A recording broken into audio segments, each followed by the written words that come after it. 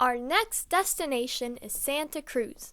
The goal is to walk in the city and then check out yet another ocean beach called Seabright.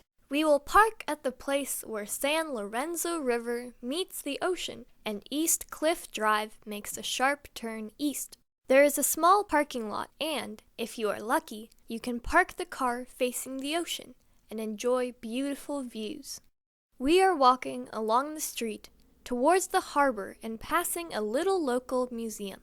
In the park near the museum building, there's a statue of a whale and a bunch of stones with fossilized whale bones. Let's take a look at it on the way back, okay? We just turned to Atlantic Avenue and reached the small craft harbor full of beautiful yachts, and now are heading to the beach. The building on the left used to be a restaurant.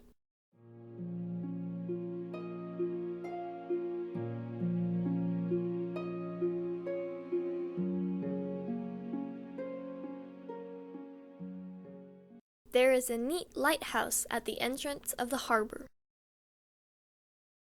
The beach is spacious and it has soft, fine sand. Some areas closer to the hills may be fenced to protect the nesting seabirds. It could be windy often because it's an open space, but the sunsets are beautiful. I think in general, Santa Cruz sunsets are the best on the central coast of California. Dogs are allowed, and you will see plenty of them enjoying a walk.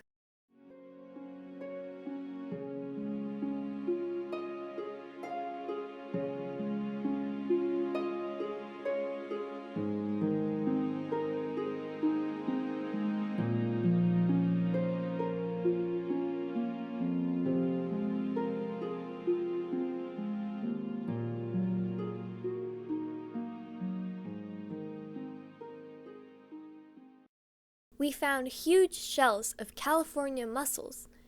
They are as big as they can be, up to 7 or sometimes 8 inches, and could have been living for 20 years or so. Relentless filter feeders making the ocean waters clean of organic particles and plankton. The edge of the shells can be razor sharp and slice the skin easily. Edible shellfish species, but considering pollution in coastal waters, and the possibility of them consuming toxic algae, definitely not recommended.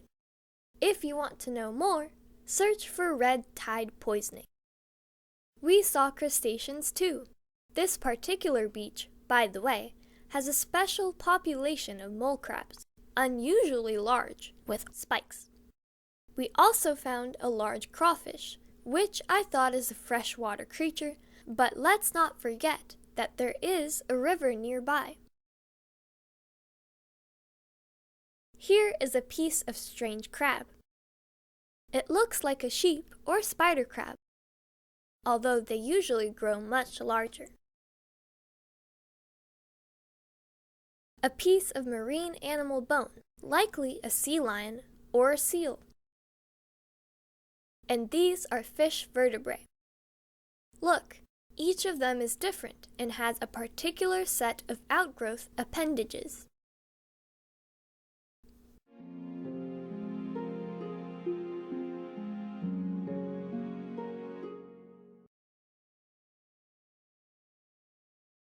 Large shell of a barnacle.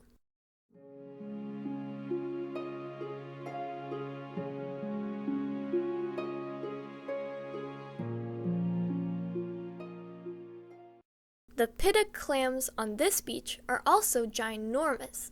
Imagine how large was the hole the mollusks drilled into the rock.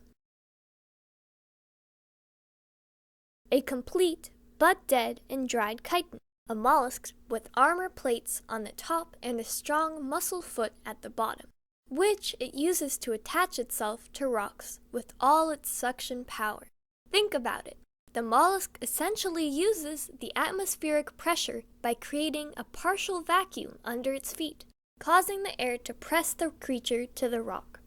And this olivella shell has a tiny hole made by a predatory snail, likely by a moon snail that uses its tongue with tiny teeth to drill the holes in the shells of other, less fortunate gastropods. to consume their flesh. How weird is that?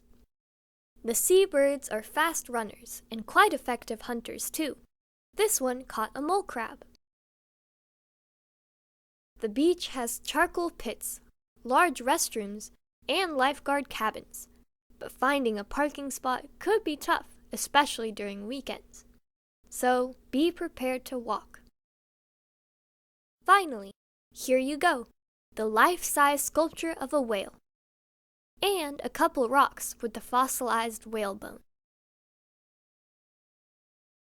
This one has a whale skull embedded in it.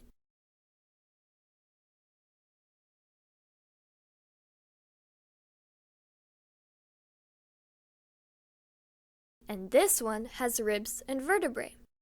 Cool garden stone, right? Unfortunately, the museum was already closed. Well, maybe next time. Thanks for watching. Until next time, have fun traveling and be respectful to nature. Bye-bye!